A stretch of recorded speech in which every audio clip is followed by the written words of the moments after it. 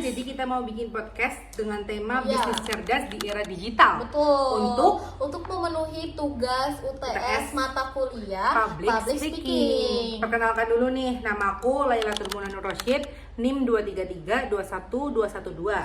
Dan aku Anissa Sekar Ardani dengan NIM 23321169. Oke, kita langsung mulai aja podcast kita hari ini. Boleh langsung gas. Oke, halo semuanya, selamat datang di podcast Bisnis Cerdas, tempat ngobrol asik soal dunia usaha dan inspirasi bisnis masa kini. Aku Laila. Dan aku Sekar. Di kesempatan kali ini kita mau bahas topik yang lagi hot nih, yang lagi hype, yang lagi hangat Oke.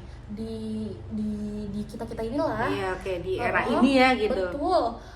Topik yang kita mau bahas nih tentang memulai bisnis di era digital. Oke. Soalnya itu cocok banget nih buat kamu-kamu semua. Ya mau mulai ya. Iya, yang mau mulai dan udah punya ide nih.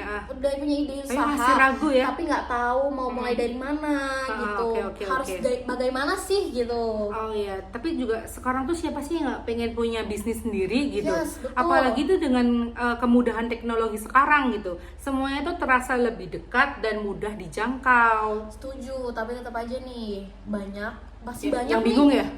Yang bingung mau mulai dari mana. Kayak harus apa gitu. Nah, menurut kamu Laila, apa sih langkah pertama gitu yang harus kita mulai gitu, langkah penting utama gitu? Oh, buat mulai bisnis ya? Di era digital ini. Kalau menurut aku mungkin kita harus siapin mindset kita dulu ya. Terus juga siap gagal sih yang pasti, karena nggak semuanya tuh langsung jadi. Instan gitu ya. Nggak langsung jadi bisnisnya itu. Dan terus belajar sih yang penting guys. Betul. Terus selain itu tentuin nih kita tuh mau bisnis jual jasa atau barang. Jadi kita juga harus riset pasar dulu. Jadi jangan langsung jualan gitu aja. Dilihat dulu nih pasarnya gimana.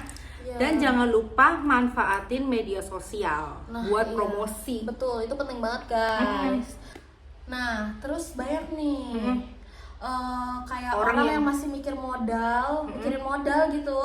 Padahal sekarang tuh banyak bisnis yang menggunakan modal minim. Bahkan ada yang tidak menggunakan modal Sama sekali ya? Sama sekali. Contohnya tuh ya, misalnya kayak dropshipper atau affiliate marketer. Oh bener. Terus ini Beb, jangan lupa soal branding. Karena di era digital ini tuh branding tuh segalanya guys. Jadi kayak logo, nama, sampai cara kamu berinteraksi dengan pelanggan di sosial media itu semua harus konsisten. Iya, betul banget itu guys. Dan satu lagi, jangan takut sama persaingan. Oh benar. Ya kan?